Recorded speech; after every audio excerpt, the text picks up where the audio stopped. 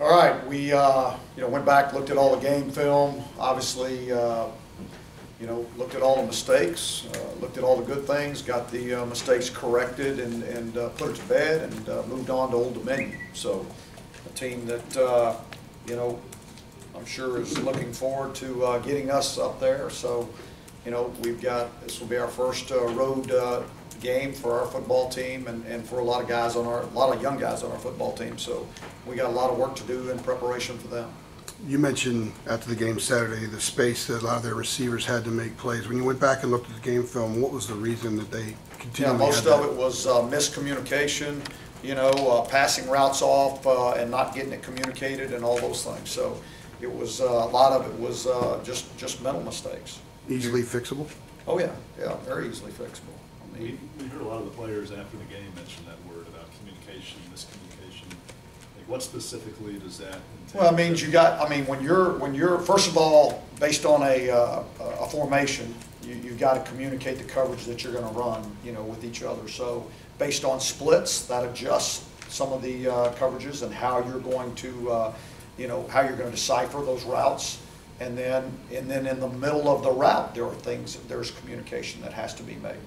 If you're dropping a guy to pick someone else up and a crosser's coming, you got to let the guy know next to you so he's picking the guy up. So there's communication on quite a bit of it that we didn't get done. Is it coming in from the sideline too? No. Anything from the sideline that they're not, I don't know. No. They know the call. The calls, and then it's based on formation and based on splits and all those things. Is that surprising given the amount of veterans you have on that defense? Yeah, and then we got, it isn't surprising because, when you go back and look at it and the things that we were having to do to stop all the design quarterback runs put us in some positions where we were going to be a little bit more vulnerable in those areas, and they took advantage of it. I was going to ask you, when you're playing a Heisman Trophy winner, as you said earlier in the week, that he can make you look foolish. He can do that to a lot of people. Put up a lot of numbers. But here's what you're doing. You're trying to make sure that on every situation, every formation, you've got guys accounting for him, and you can't just have one guy accounting for him. So, and other than the one that got out down the middle, we did a fairly good job against the design quarterback runs. We had guys there. Now, you still got to make the play.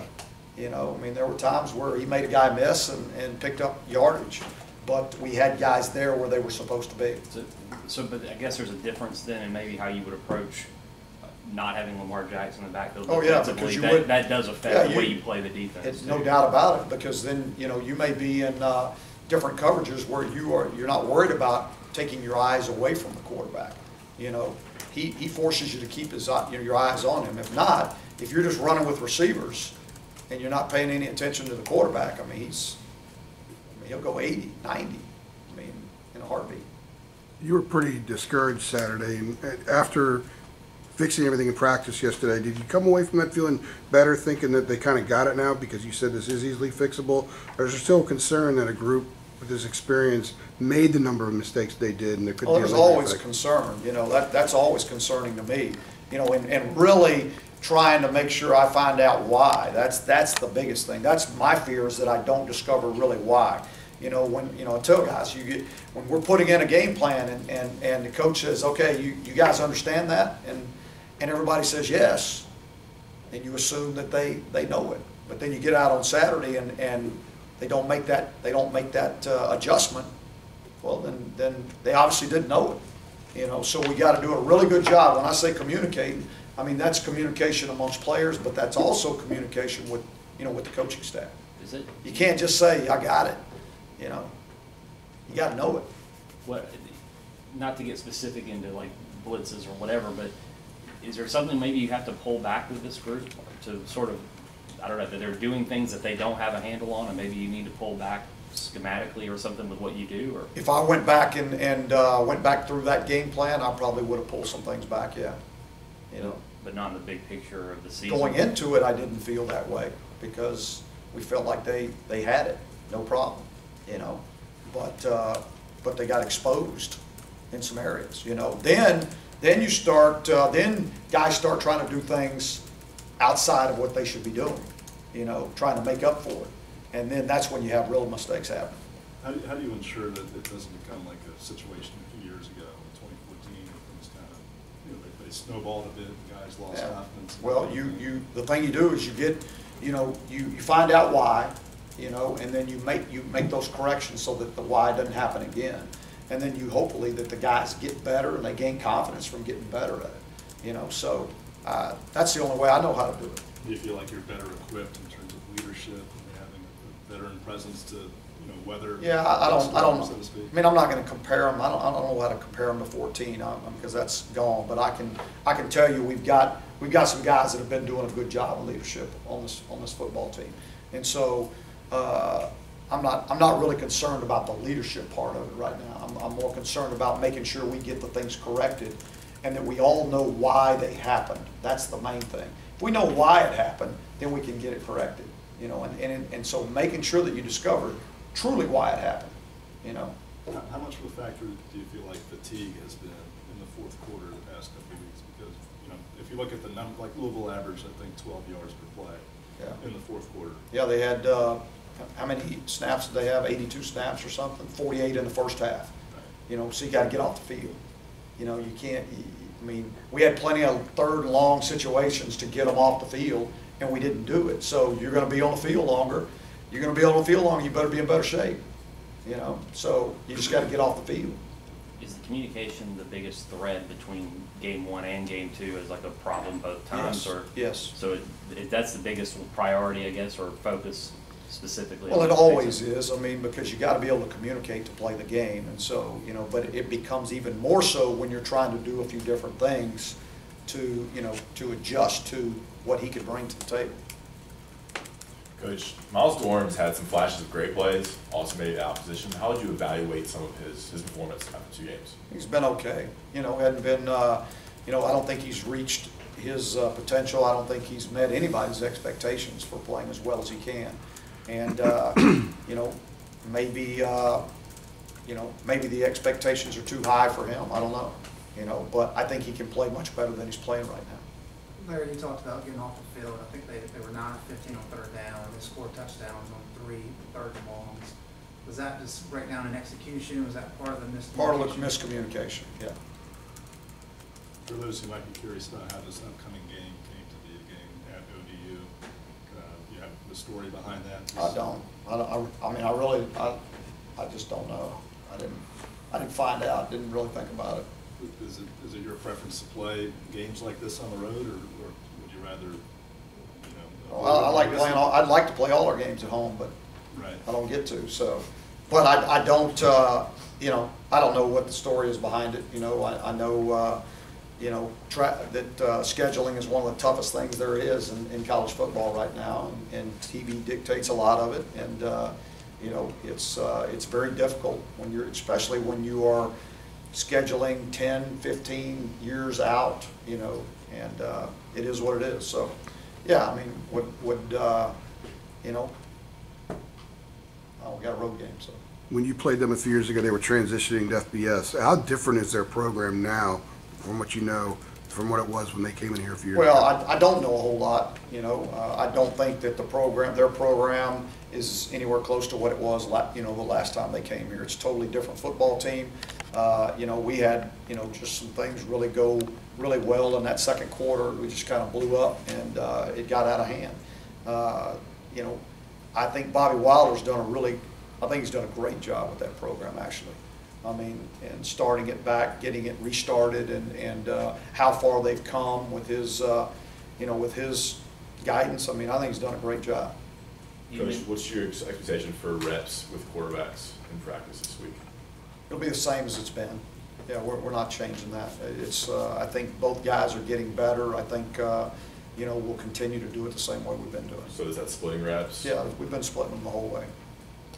Brandon said after the game, obviously he hadn't played with these guys before. When he was asked about, you know, seemed to be a little bit more comfortable on target.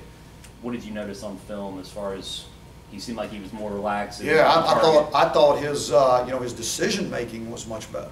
You know, which therefore when you do that, you're going to be more accurate. When you're making good decisions, you're going to be more accurate. When you know where you're going with the ball, you can be more accurate.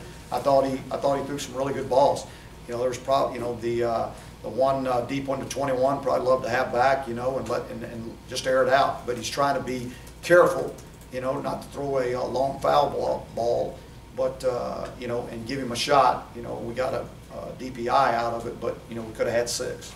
I mean, it was a huge difference as far as comfort. Was that obvious, I guess, on the film? Yeah, I the think comfort level of. I think, you know, both those kids, the more reps they get, the more comfortable they're going to be in the system. And so, you know, he's had the fewest reps of anybody, you know, I mean, since he's been here. So we still got a long way to go there. They were both, I think, 29 of 37 passing, 3 touchdowns, threw for about 400 yards. Seemed like a very good game for both quarterbacks. Productive, yes. Is that just the comfort level? Is it the game plan maybe expanding any? We really didn't expand the game plan a whole lot. We had a little bit more eye candy in the game than we did in the first one, you know, which in that situation sometimes makes it a little bit tougher for the quarterback, but they both handled it well. I think they did a really good job of preparing. I think they were probably a little more settled in because it wasn't the first game, and they were, you know, just a little more experienced, so they were relaxed a little bit more. You know, I thought their poise was pretty good. You know, there was the one time Chaz, you know, ran around back there and he wanted to throw the ball away, but he wasn't in the pocket, he wasn't out of the pocket, and he couldn't get out of the pocket. You know, and so he panicked, you know, and didn't take care of the football very well. So, but again, you know, you hope he's going to grow from that. He's going to get better, and each and every week, I hope they just get a little bit better, and we can get better as a football team. Coach, Chaz said after the game that he basically revealed his injury, and he said that he felt like he could have played in the second half, and obviously you didn't have any comment on that after the game. Has there been any discussion between you two in regards to that protocol as far as revealing injuries? No, I mean, they know what the protocol is, and I'm going to make the decision whether they go out on the field or not. So, I mean, yeah, he told me, hey, I'm ready to go, you know, and I was like, great, good, be ready. You know, that was it. That was the whole comment, actually. Chaz and Brandon both combined, they had a lot of success on first down. I think Chaz was 8 for 8 and Brandon was 6 for 10, about 100 yards. Is there a common thread there for why they had success on first down? Well, I mean, anytime you can be, you know, you're in normal down and distance situations where the defense is not teed up to rush the passer. I mean, if they've got to defend both the run and the pass, plus we've got some a little more eye candy in the offense for them. I mean, there's more things that the defense has to think about, more adjustments that they had to make. And so, therefore, we were more successful on first down. If we would have probably been more productive, you know, running the football also, we could have stayed out of more third and long situations. How do you define eye candy? Movement. Yeah, just movement. So motions, shifts, those kind of things, just movement. Just anything that you can, you know, the defense has to think about and have to adjust to. You have several guys on the team from Florida. Do you know if any of their families had to be evacuated, or have you talked with them about it? Yeah, I talked with every single one of them, you know, individually about their families and what their plan was and all those things. And you know, there were only a couple guys that said, my mom's coming up, my dad's staying. He said he's not messing with it, you know. And I mean, so most of them got out of there. Like Donnie Miles' family down in Miami, they were here for practice yesterday. They hung out, you know. So from what I know right now, all of them have been safe, and there haven't been any issues. Now I don't know what they're going to go back to, you know, but they're safe. How did you evaluate the running game on film, particularly when the line was having the issues it was having? Yeah, I just, you know, I don't know that we were effective enough, you know, efficient enough.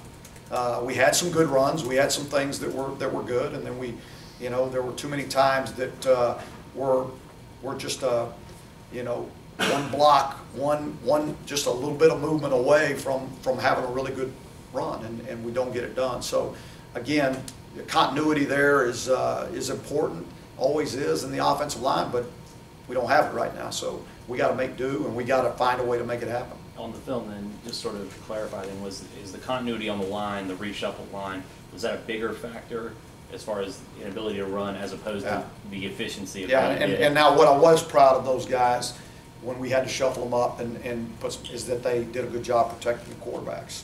You know, there were not times that I felt like we had a lot of pressure there. So I was proud of them for that fact, but they've got to be more effective running the football. How did J.J. McCargo grade out in this? He graded out well. He actually did. You know, so we were proud of him. He came in and cold and did a nice job. I mean, all the snaps were good, that's number one. And you don't take that for granted. You know, somebody showed me a clip of Mississippi State and whoever they were playing. Third and 9. Yeah, so don't ever take that snap for granted now. You know, you're going in to score, and now you're kicking a field goal from 97 yards back. So, you know, yeah, we don't ever take that for granted. So he did. He came in and he was level-headed. He communicated well. He made good snaps. I mean, so we were proud of him for that, yeah. Speaking of long field goals, there have been a couple of situations where you could have settled for 46, 47-yarders, and you haven't. What is your confidence level in Freeman right now? It's fine. I mean, he had the one that he pulled in that first game, but I know we could have kicked it, but in the situation that we were in right then, I felt like the best thing to do was to go for it. You find yourself 0-2, Coach. Any early frustration amongst your team that you sense right now being 2 weeks in 0-2? Not from my team. For me, I'm frustrated, you know, but not for my team. I mean, yeah, they're disappointed. They want to win. They work hard to win football games, you know, and winning is not easy. We say it all the time. Winning's not easy. You got to do a lot of things to win, and you can't take them for granted. Nothing. And so that goes down to the finest details. You can never take anything for granted, and you know, we gotta just keep plowing, keep working hard, and good things are going to happen. JP expressed disappointment in the defensive front's ability to get pressure last week against Cal. Were they any better Saturday? Oh, I thought our defensive front, you know, overall played fairly well. I mean, really, because we weren't asking them to, you know, pin their ears back and just come off the edge and get up the field, because if you did, 8 would, you know, he'd crush you. I thought they did a nice job of constricting rush lanes. There were not a lot of times that guy was running loose back there when he was throwing the football. Now, he didn't have to be on the back end, because there were guys that were wide open a lot of times. But if you go back and you really look at the film and all the throws, you know, the times that we were contesting receivers, I mean, we did a nice job. We made plays. You know, there were just too many times that we had communication breakdowns. We had guys running open. In situations like these, do you involve yourself more with the defense? No. And things are... No, I'm not. I mean, they know what I expect. You know, I'm not going to go in there and say, hey, you need to run this, or you need to try this, but I go in there and I listen to every issue and I watch every snap with them, and we talk about what the problems were and why. Again, why is the key word for me. I want to know why it happened. You know, why something broke down. And then as long as we know why, we can get it fixed. As an offensive mind, do you see what Louisville's offensive coordinator saw, and are you able to impart some of that onto JP and the staff over there? Yeah, there'll be times where I'll say, hey, this is why they're attacking you this way. You know, this is what I think they're seeing. You know, yeah, I talk about that all the time with our guys. Wide receivers had a better game, obviously. Did you see that separation on tape that they created, the jump from game 1 to game 2?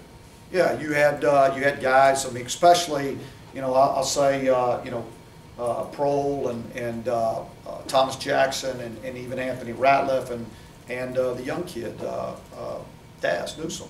I mean, they all got better. You know, I mean, Prohl is the most experienced route runner we have. I mean, and he's going to run good routes and he's going to create separation.